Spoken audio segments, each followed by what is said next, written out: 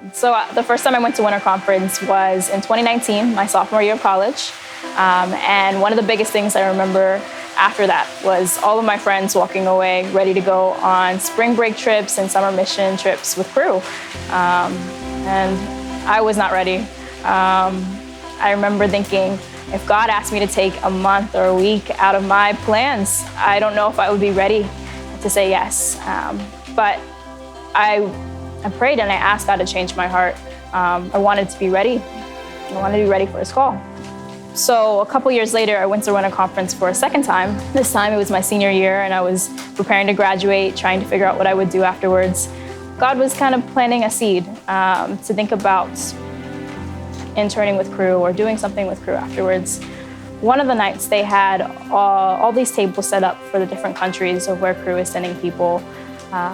And I decided to check out the Latin American Caribbean table. I've taken a few Spanish classes, so I was hearing where Cru was sending people, specifically Colombia and Puerto Rico, and I was hearing about,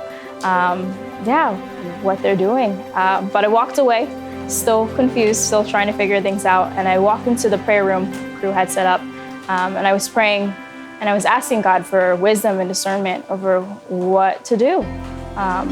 And at that time, one of the staff women who goes with students to Colombia on summer mission, she walked in and she had recognized me from the last room.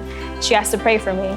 I remember her saying, what is the next most obedient step? And I prayed over that after the conference too, asking the Lord for that next obedient step. And at the time, it was to look at that application, and then it was to fill out that application. And before I knew it, I was connecting with people that were sending students, sending people to Puerto Rico. I heard about this need, that they wanted to launch a new movement in San Juan. And here I am. I'm in San Juan now. I'm interning with Cru, and if you had asked me a year ago where I'd be, it definitely would not have been in San Juan launching this movement. But I'm a part of the Stint team who has become like a family to me now, and we're initiating evangelism with students on this campus. We're getting to build up Christian students in other organizations, and I just see how God is challenging me in so many ways, just as a believer and as a person. And so I don't know what God's going to do the rest of this year, and I don't know what the next obedient step is, but I'm just listening for his next most obedient step.